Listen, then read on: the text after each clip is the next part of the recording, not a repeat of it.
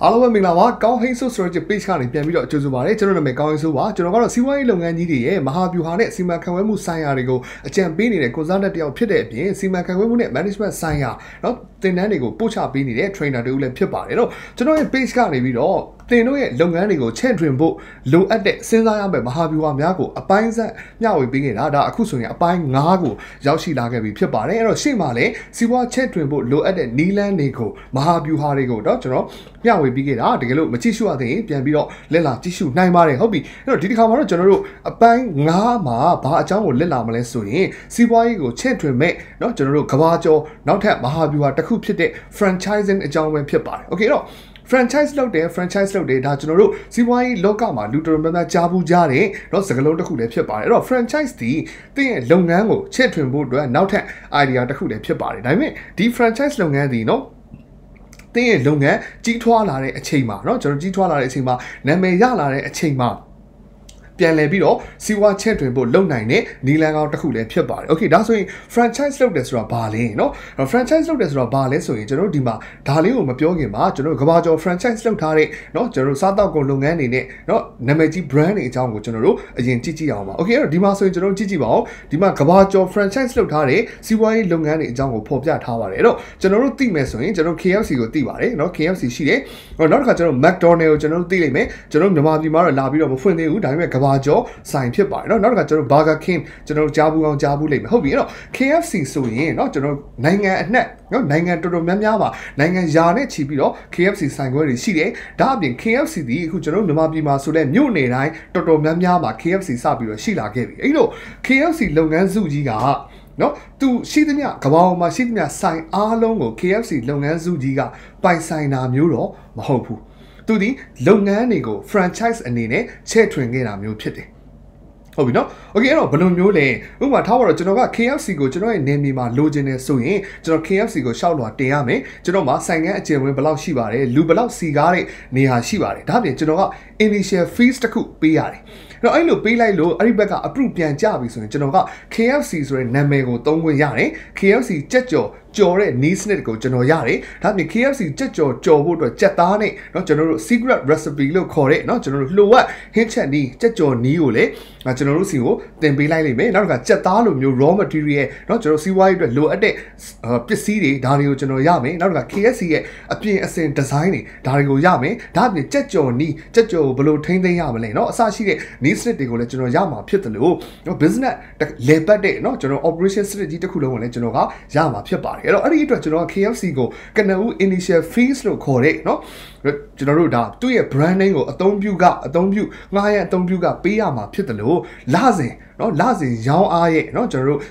10%သို့မဟုတ်20% up to 20% လောက်ထိပမာဏတစ်ခုခုကိုပေးရဖို့လေရာခိုင်တော့အများကြီးရှိပါတယ်အဲ့တော့ franchise လုပ်တယ်ဆိုတာဒီ franchise ယူတဲ့လူကို franchisee လို့ခေါ်ပါတယ် franchise ပေးတဲ့လူကို franchiser လို့ခေါ်တယ်အဲ့တော့ကျွန်တော်တို့ဒီလုပ်ငန်းကเนาะကိုယ့်လုပ်ငန်းကနာမည်ကြီးလာပြီဆိုရင်ကျွန်တော်က franchiser အနေနဲ့ကိုယ့်ရဲ့နာမည်နဲ့ trademark နဲ့ကိုယ့်ရဲ့လုပ်ငန်း operation ကိုတခြားလူကိုကျွန်တော်တို့ကပေးလိုက်လို့ရတယ်เนาะဟုတ်ပြီအဲ့တော့ franchise ယူတဲ့လူကလည်းဥပမာထားပါတော့ကျွန်တော်ကကိုရိုင်းကြက်ကြော်တစ်ခုเนาะကြော်ပြီးတော့ရောင်းမယ်ဆိုရင်ရောင်းရခြင်းမှာရောင်းရမယ်လူအဲ့လောက်မသိဘူး brand မရှိဘူးဒါပေမဲ့ကျွန်တော်က KFC ဆိုတဲ့ brand နဲ့ကျွန်တော်ကြက်ကြော်ဆိုင်ဖွင့်လိုက်ရင်တော့ KFC ကြက်ကြော်အနီးတိုင်းကြော်ရောင်းရင်တော့သိကြတယ်ကျွန်တော်မှာရောင်းအားကရှိမယ်တော့ marketing လည်းအများကြီးလုပ်ဆရာမလို့ဘာကြောင့်လဲလူတိုင်းသိပြီးသား brand တစ်ခုဖြစ်တယ်အဲ့တော့ကျွန်တော်မှာ marketing expert နဲ့အရင်ကြီးကုန်စရာမလို့သလိုမရောင်းရမှာလည်းပူစရာမလို့အဲ့တော့franchise ဆိုတဲ့အတွက်ကလည်းအကျိုးရှိတယ်အဲ့တော့ franchiser အတွက်ကလည်းအကျိုးကျေးဇူးတွေအများကြီးရှိပါတယ်အဲ့တော့ဒီလိုနီးလန်းနဲ့ကျွန်တော်စီးပွားရေးချဲ့ထွင်မှုတွေကိုလုပ်နေကြရရှိတယ်ဟုတ်ပြီမြန်မာပြည်မှာဆိုရင်ရောကျွန်တော်ဘယ်လို franchise เนาะလူသိများတာရှိလေဒါကျွန်တော်သိပါလိမ့်မယ် 5 star CP ကြက်ကြော်ဖြစ်ပါတယ်เนาะအဲ့တော့5 star ကြက်ကြော်ဆိုင်ကလည်းဒီလိုပဲ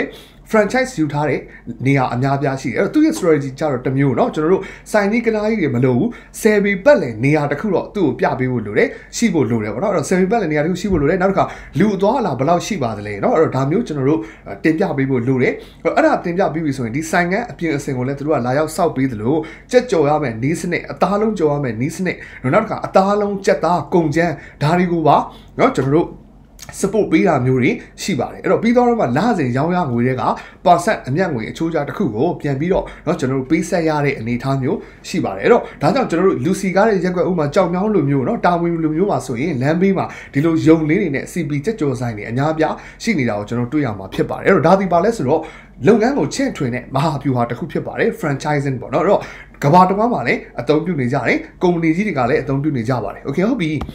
ဒါဆိုနည်းနည်းဆက်ပြီးလေ့လာကြည့်အောင်ဒါဆို franchise ဆိုတာဘယ်လိုအချက်လက်တွေနဲ့ညီရင် franchise လောက်ထားတယ်လို့ခေါ်မလဲပေါ့เนาะအဲ့တော့ကျွန်တော်တို့ American နိုင်ငံရဲ့ Federal Trade Commission ကနေပြီးတော့ကြေညာထားတဲ့เนาะ Federal Trade Commission ကိုကျွန်တော်တို့အတူက FTC လို့ခေါ်ပါတယ်เนาะကျွန်တော်တို့ဒါပြည်ထောင်စုရဲ့เนาะကုန်သွယ်ရေး Commission ကထုတ်ပြန်ထားတဲ့ဥပဒေပုံမှန်436မှာเนาะဗလေအချက်တွေနဲ့ညီရင်တော့ franchise ဖြစ်တယ်လို့ကျွန်တော်တို့ပြောထားတယ်ဆိုတာလေးကိုဒီမှာလက်လာကြည့်ပါမယ်เนาะအဲ့တော့ပထမတစ်ချက်ကဘာလဲဆိုတော့ use of a common name or trademark အဲ့တော့အဲ့ဒီကိုယ့်ရဲ့စီးပွားရေးလုပ်ငန်းရဲ့ trademark သုံးဖို့เนาะ name အမည်ပေါ့ဒါကိုပေးပြီးတော့သုံးထားမယ်เนาะပေးပြီးသုံးထားရမယ်အဲ့တော့ဒါဆိုရင်ကျွန်တော် franchise ရဲ့ပထမတစ်ချက်ညီညွတ်ပြီးဖြစ်ပါတယ် okay เนาะဒါတော့ကျွန်တော်က Going So Strategy ဆိုပြီးတော့အခုကျွန်တော် page ထောင်းတယ်သင်တန်းဖွင့်တယ် Excel service တွေပေးတယ်ဟုတ်ပြီအဲ့ဒီလိုပဲကျွန်တော်က Going So Strategy ဆိုတဲ့နာမည်ကိုတခြားအဖွဲ့အစည်းတစ်ခုကိုပေးပြီးတော့ကျွန်တော်ရဲ့လုပ်ထုံးလုပ်နည်းအတိုင်းကျွန်တော်ရဲ့သင်ကြားမှုစနစ်အတိုင်းကျွန်တော်ရဲ့ module တွေအတိုင်းဒါပေးပြီးတော့เนาะကျွန်တော်က commission တစ်ခုယူပြီးသွားမယ်ဆိုရင်ဒါဒီ franchise ဖြစ်ပါတယ်เนาะအဲ့တော့အခုကျွန်တော်မြန်မာပြည်မှာလည်း franchise လုပ်နေတဲ့အရာအများကြီးရှိပါတယ်ဥပမာကျွန်တော်ကျောင်းနေเนาะစီမံခန့်ခွဲမှုကျောင်းတော်တော်များများသည်เนาะကျွန်တော်မြို့တော်တော်များများမှာရှိတဲ့စီမံခန့်ခွဲမှုနာမည်ကြီးကျောင်းတွေကိုကြည့်လိုက်ရင် franchise သဘောမျိုးလောက်ထားတာမျိုးတွေ့ရမှာဖြစ်ပါတယ် okay ဟုတ်ပြီနောက်တစ်ချက်ညီအောင်မယ်ဗျာเนาะဘာယူရမလဲ significant operational control เนาะ significant corporation control အဲ့တော့ကျွန်တော်တို့ကဥပမာ KFC ကိုကျွန်တော်ကเนาะ franchise ယူလိုက်မယ် KFC စိုင်းပုံကြီးကျွန်တော်ဖွင့်ထားမယ်ဒါပေမဲ့ကျွန်တော်ကကိုကြိုက်တယ်လို့ကြက်ကြော်ကြော်ပြီးတော့ရောင်းလို့မရဘူးเนาะဘာလို့ကျွန်တော်လိုက်နာရမလဲ KFC ရဲ့အရသာတိုင်းဖြစ်ဖို့ KFC ရဲ့ကြက်ကြော်ပုံစံတိုင်းဖြစ်ဖို့အရသာတိုင်းဖြစ်ဖို့ကျွန်တော်ကသူ့ရဲ့ standard တွေအဆင့်တွေစံနှုန်းတွေကိုလိုက်နာရတယ်ဘယ်နေရာမှာဘယ်လိုကြော်ရမယ်ဘာနဲ့ဘာနဲ့ကိုဘယ်လိုရောရမယ်ဒါမျိုးကျွန်တော်တို့ကအမြဲတမ်းလိုက်နာလေးကိုလိုတယ်ဆိုတော့ကအဲ့ဒီ control operation တစ်ခုလုံး operation control ကိုလည်းကျွန်တော်တို့က KFC ကနေရယူထားရတယ်เนาะဒီလိုအနေထားပါတော့ဒါကိုကျွန်တော်တို့ကဆိုလိုတာပါနောက်က significant operation assistant ပေးထားတယ်တော့ဘယ် process တွေကိုတော့လုပ်ရမယ်ဘယ်နေရာမှာတော့ဘာကိုမဖြစ်ဖြစ်အောင်လုပ်ရမယ်ဘယ်လောက်အရသာဖြစ်အောင်လုပ်ရမယ်အဲ့တော့ဒါမျိုး operational assistant ကိုလည်းကျွန်တော်တို့ပေးထားရလေရှိပါတယ် okay နောက်တစ်ခုသူကသတ်မှတ်ထားတာတော့ require payment of more than $500 in first 6 months of operation by franchisee အဲ့တော့ဒါအပြင်သူကเนาะဒီမှာ including initial fees royalty advertising fee training fee ဘာညာပေါ့เนาะအဲ့တော့ဆိုတော့ကကနဦးပေးချေရတဲ့ဝယ်ယူရတဲ့เนาะ franchise နာမည်ကိုဝယ်ယူရတဲ့ငွေအပြင်လစဉ်လည်းကျွန်တော်ပေးနေရတဲ့ amount တစ်ခုဒီ$900ထက်ကျော်မယ်ဆိုရင်เนาะဒီလုပ်ငန်းကိုကျွန်တော်တို့ကဒါ franchise relationship ရှိတဲ့လုပ်ငန်းနှစ်ခုလို့ကျွန်တော်တို့က US ကသတ်မှတ်ထားတာဖြစ်ပါတယ်အဲ့တော့ဒါလေးကရှင်းတဲ့အတွက်ဒါသူတို့နိုင်ငံကဥပဒေလေးကိုကျွန်တော်ယူပြီးတော့ရှင်းပြပေးတာပါအဲ့တော့အချက်၃ချက်နဲ့ညီရမယ်ပေါ့ဗျာဆိုလိုတာကတော့ပထမတစ်ချက်က name ကိုသို့မဟုတ် trademark ကိုယူပြီးတော့ပေးသုံးတာနောက်က operation တစ်ခုလုံး operation ဘယ်လိုလဲပတ်ရမလဲဒါမျိုးကိုပေးတာเนาะသို့မဟုတ် hint check နည်းဆိုလဲ hint check နည်း recipe เนาะကျွန်တော်တို့ဒါလှုပ်ဝက်formula တွေပေါ့ဒါတွေကပေးသုံးတာ operation ဘယ်လိုလုပ်အောင်မလဲဆိုတော့ပါပေးပြီးတာဒါတွေပါမယ်ဒါအပြင်ကျွန်တော်ဘာတွေပါအောင်မလဲဆိုတော့ train ပေးတာเนาะဝန်ထမ်းတွေကိုဟိုကြက်ကြော်ဘယ်လိုကြောအောင်မလဲ train ပေးတယ် customer service ဘယ်လိုပေးရမလဲ train ပေးတယ်ဘယ်လိုရောင်းရမလဲဆိုတော့ train ပေးတာမျိုးလည်းရှိတယ်เนาะအဲ့တော့ဒီလိုမျိုးအနေထားရှိတယ်လို့နောက်တစ်ခါကြော်ညာကားတွေเนาะ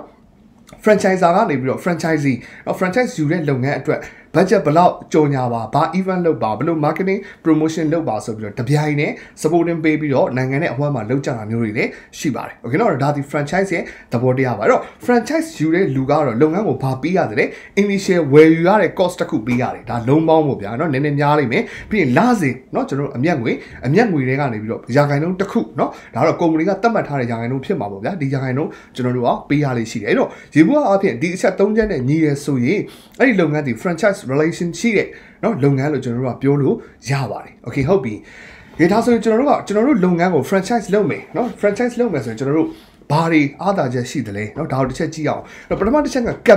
capital မလို့ဆိုတော့ငွေအရင်းနှီးမလို့ပဲねကျွန်တော်ကစိုင်ခွဲတစ်ခွဲထပ်ဖွင့်နိုင်မယ်ငွေရင်းနှီးမလို့ okay ကျွန်တော်ကထားပါတော့ဗျာကုံစုံဆိုင်တစ်ဆိုင်ဖွင့်နေအဲ့တော့အဲ့ဒီကုံစုံဆိုင်လိုမျိုးနောက်ထပ်ကုံစုံဆိုင်တစ်ဆိုင်ထပ်ဖွင့်မယ်ဆိုရင်เนาะကျွန်တော်ဗာလဲကုံစုံဆိုင်တစ်ဆိုင်လုံးစာ300 500အရင်းနှီးထပ်လို့မယ်ဒါပေမဲ့ franchise ပေးလိုက်ရင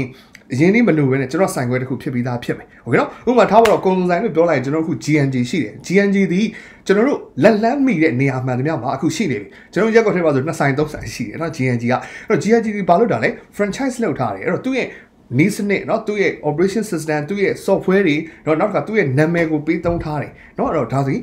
ီသူ့ရဲ့ကျွန်တော်တို့ဒါတွေ့လိုက်တဲ့ထင်ရှားတဲ့ဥပမာတစ်ခုဖြစ်တဲ့နောက်တစ်ခု motivated management ကိုရတယ် motivated management အဲ့တော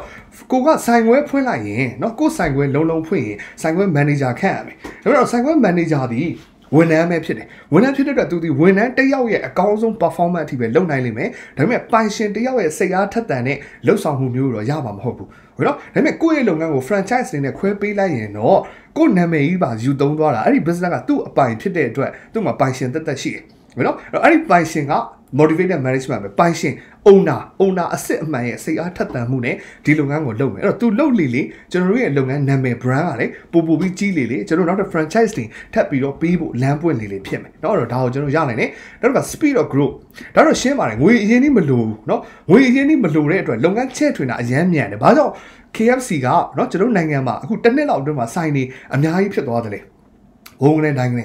franchise လုပ်လို့speed of growth ကအရန်မြန်တယ်အဲ့တော့အရန်မြန်လေစိုင်းနေပိုချက်နိုင်လေသူ့ brand ကိုလူပိုတိလေပိုပြီးစားသုံးတာလေသူ့တန်ဖိုးကပိုကြီးလာလေ franchise လုပ်လို့ပိုကောင်းလေဖြစ်လာမယ်โอเคเนาะအဲ့တော့ဒါဒီ strategy တစ်ခုပါ staffing leverage အဲ့တော့ဒီလိုပဲအဲ့တော့လူခန့်တဲ့နေရာမှာလေကျွန်တော် staff တွေเนาะတကယ်တော်တဲ့လူတွေကိုသူ့ owner ကသူ့ management ကသူ့ရွေးချယ်ပြီးခန့်ထားတာဖြစ်တဲ့အတွက်เนาะကျွန်တော်တို့ဒီကောင်းဒီ staff တွေကို control လုပ်เสียအပိုလုပ်เสียမလိုတော့ဘူးเนาะနောက်တော့ supervisionခုနလိုပဲကျွန်တော်တို့ကစံနှုန်းတွေသတ်မှတ်ပေးထားပြီးတော့သူ့ owner ကအုပ်ချုပ်တာဖြစ်တဲ့အတွက်ကိုယ်တိုင်ဆိုင်တစ်ဆိုင်ဖွင့်ပြီးတော့ supervise လုပ်ရတာလိုမျိုးမလိုဘူးအလွယ်တကူ supervise လုပ်လို့ရတယ်เนาะဒါဒီရှိပါတယ်နောက်ပြီး profitability and value growth ဒါခုနကျွန်တော်ပြောသလိုပေါ့အဲ့တော့ဒီဆိုင်ခွဲတစ်ခုဆိုင် franchise ပေးပြီးသွားတိုင်းမှာအဲ့ franchise ပေးထားတဲ့ရောင်းအားကနေရာနှုန်းတစ်ခုကိုကျွန်တော်တို့လုပ်ငန်းကလာတိုင်းရနေပါအဲ့တော့ revenue profitability ပိုများလာမယ်နောက်တစ်ခု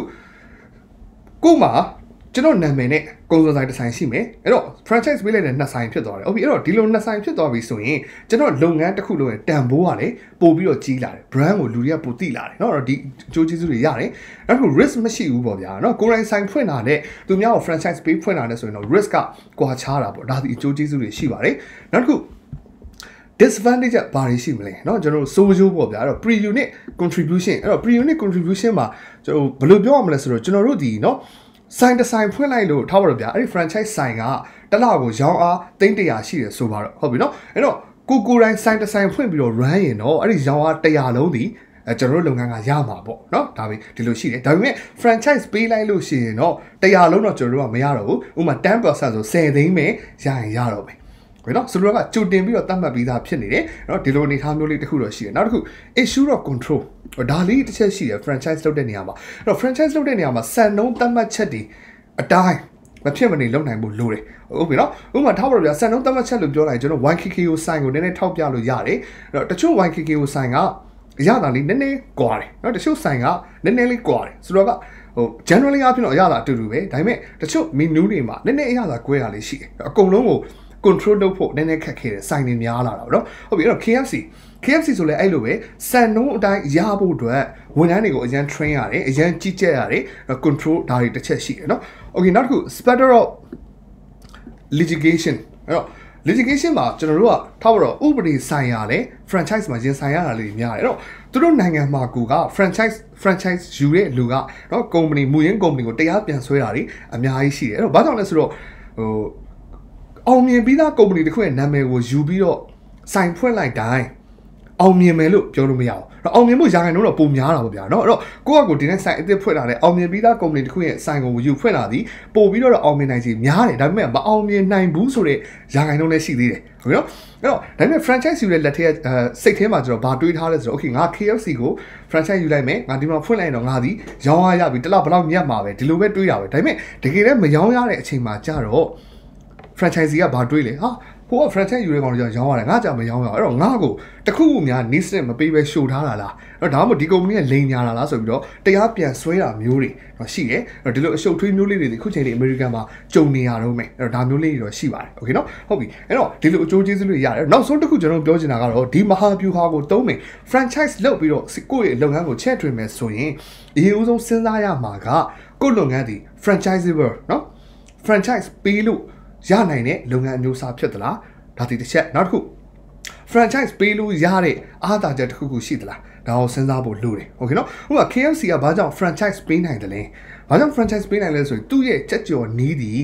เนาะအပြင်မှာဘယ်သူမှ like တူလို့မရဘူးသူဒီထူးကြတယ် unit ဖြစ်တယ် difference ဖြစ်တယ်လှုပ်ဝက်ပေါ့ဗျာလှုပ်ဝက် recipe ဖြစ်တယ်အဲ့တော့အဲ့ဒီအတွက် तू ကဒီနီးကိုရောင်းစားပြီးတော့ franchise လုပ်လို့ရတယ်နော်ဥပမာ GNG လိုမျိုး GNG ဆိုလဲဘာကြောင့်ဆိုင်တွေဖွင့်လို့ရတယ်သူ့ရဲ့ ကုန်ပစ္စည်း support ပေးတဲ့နော် system ရှိတယ်သူ့ရဲ့ဒီ GNG ဆိုင်တွေမှာတုံးတဲ့ကျွန်တော် software တွေရှိတယ်ဆိုတော့က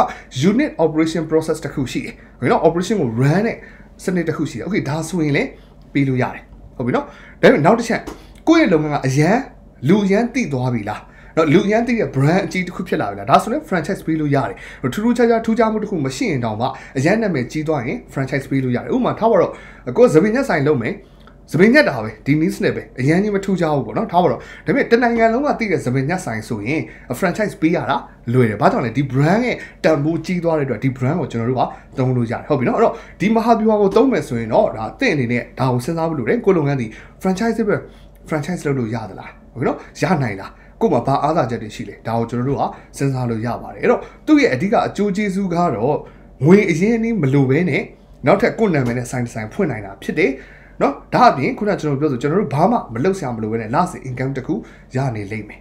ဟုတ်ပြီနော်ဒါကတော့ကျွန်တော်တို့နောက်ထပ်လုပ်ငန်းကိုချက်ထွင်နိုင်တဲ့မဟာဗျူဟာတစ်ခုကိုမျှဝေပေးခဲ့တာဖြစ်ပါတယ်โอเคနောက်ထပ်တစ်ပိုင်းမှာကျွန်တော်တို့ထပ်ပြီးတော့ပြန်လည်ဆုံတွေ့ပါမယ်ကျေးဇူးအများကြီးတင်ပါတယ်ကျွန်တော်ကောင်းကြီးစုပါဒီ post လေးကို share ဖို့မမေ့ပါနဲ့ဘူးနော်